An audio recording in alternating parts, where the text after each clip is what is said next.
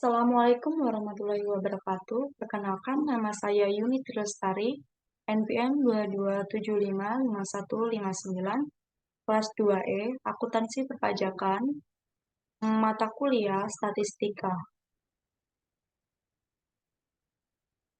Nah, saya di sini akan menjelaskan sedikit tentang pertemuan 10, di mana materi pada pertemuan 10 ini tentang pengujian hipotesis sampel besar. Nah, apa sih pengertian hipotesis dan pengujian hipotesis itu? Pengertian hipotesis menurut para ahli, menurut God, Good and Chatters 1954, bahwa hipotesis adalah sebuah dugaan atau referensi yang dirumuskan serta diterima untuk sementara yang dapat menerangkan fakta-fakta yang diamati dan digunakan sebagai petunjuk dalam pengambilan keputusan. Nah, menurut Carlinger 1973, dia mengatakan bahwa hipotesis adalah sebuah pernyataan yang bersifat dugaan dari hubungan antara dua atau lebih variabel. Menurut Lin 2007 mendefinisikan hipotesis adalah suatu pernyataan mengenai nilai suatu parameter populasi yang dimaksud untuk pengujian dan berguna untuk pengambilan keputusan.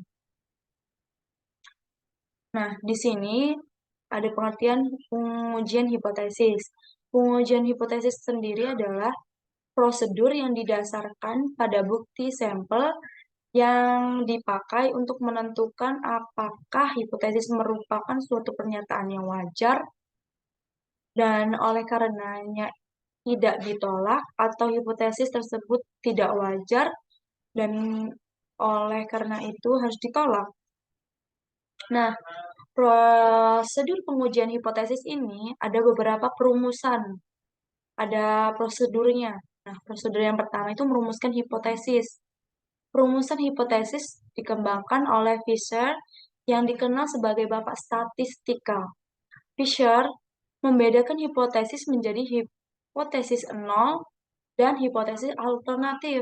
Hipotesis nol sendiri adalah suatu pernyataan mengenai suatu parameter populasi, sedangkan hipotesis nol dilambangkan dengan H0 dan diformulasikan untuk ditolak atau tidak ditolak setelah pengujian. Hasil pengujian selain menerima H0 adalah menolak H0 dan biasanya H0 itu ditolak. Dengan demikian apabila menolak H0 berarti kita menerima hipotesis alternatif atau H1. Contoh pernyataan hipotesis H0 adalah perkembangan kelompok menengah di Indonesia tidak berpengaruh terhadap perumusan industri di Indonesia. Nah, di hipotesis 0 ini dilambangkan sebagai berikut. H0 dibagi B sama dengan 0, di mana B adalah koefisien regresi dari pertumbuhan kelompok menengah. Sedangkan hipotesis alternatif adalah suatu pernyataan yang diterima jika data sampel memberikan cukup bukti bahwa hipotesis adalah 0, adalah ditolak. Nah, yang kedua menentukan taraf nyata. Taraf nyata atau krisis atau juga bisa dikatakan sebagai tingkat risiko adalah probabilitas menolak hipotesis 0. Apabila hipotesis 0 tersebut adalah benar. Jadi, taraf nyata adalah nilai kritis yang digunakan untuk menerima atau menolak hipotesis 0. Dengan taraf nyata dilambangkan dengan A, di mana A sama dengan min 1C.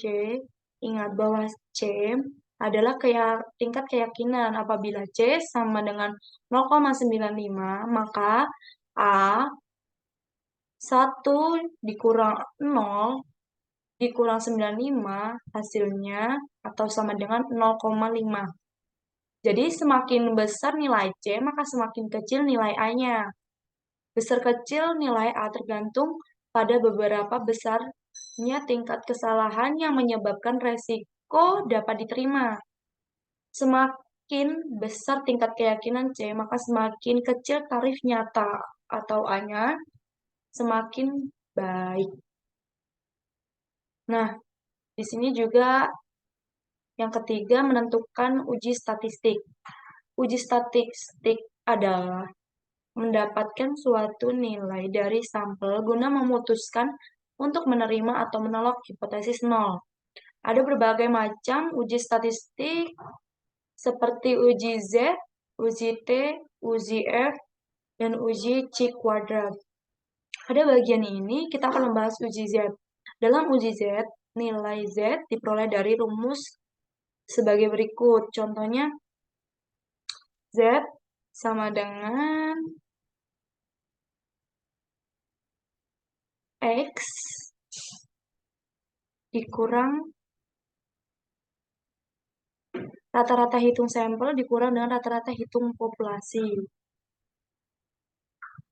Nah, setelahnya 4 menentukan daerah keputusan. Daerah keputusan adalah pernyataan mengenai kondisi di mana hipotesis nol ditolak atau diterima. Untuk menentukan daerah keputusan didasarkan pada uji statistik. Apabila uji statik Z, maka daerah keputusan juga menggunakan nilai Z yang diperoleh dari taraf nyata atau nilai Z yang diperoleh dari taraf nyata tersebut dinilai krisis. 5. Pengambilan keputusan. Yaitu mengambil keputusan adalah keputusan dengan melihat letak nilai Z daripada daerah keputusan untuk diuji dua arah. Nah, uji dua arah ini ada uji signifikan satu arah dan uji dua arah. Pengujian satu arah atau disebut dengan Tail test digunakan untuk daerah keputusan penolakan H0 dengan tanda kurang lebih besar atau kurang lebih. Selanjutnya ada pengujian dua arah atau one tail test digunakan untuk tanda sama dengan pada hipotesis 0 dan tanda tidak sama dengan pada hipotesis alternatif, tanda sama dengan dan tidak sama dengan menunjukkan satu arah sehingga pengujian dilakukan untuk dua arah. Pengujian hipotesis rata-rata dan proporsi sampel besar. Ada 3 hal yang terkait dengan pengujian hipotesis rata-rata dan proporsi sampel besar, yaitu 1. Proses pengujian hipotesis, di mana pengujian tetap mengikuti 5 langkah dimulai dari perumusan hipotesis, menentukan taraf nyata, uji statistik, penentuan daerah keputusan, sampai mengambil keputusan. Yang kedua, yang diuji dalam hal ini adalah rata-rata populasi dan proporsi dari populasi. Yang ketiga, sampel besar, yaitu ada sampel yang digunakan 30 atau lebih. Dengan penggunaan sampel besar diharapkan akan mendekati distribusi normal sehingga dapat digunakan nilai dan uji Z-nya. Pengujian hipotesis rata-rata dan proporsi. Penguji hipotesis selisih rata-rata dan proporsi sampel besar, yaitu pengujian hipotesis selisih rata-rata dan proporsi sampel besar dimaksud untuk menetapkan apakah rata-rata hitung atau proporsi dua populasi sama atau tidak. Oleh sebab itu, proses pengujian selisih proporsi dapat menggunakan distribusi Z. Nah, jenis kesalahan 1 dan 2 adalah yang pertama, kesalahan jenis 1 adalah apabila keputusan menolak H0, padahal seharusnya H0 benar. Probabilitas dari kesalahan jenis 1 dilambangkan dengan alfa. Sedangkan kesalahan jenis 2 adalah apabila keputusan penerimaan H0, padahal seharusnya H0 salah. Probabilitas untuk melakukan kesalahan jenis kedua dilambangkan dengan beta.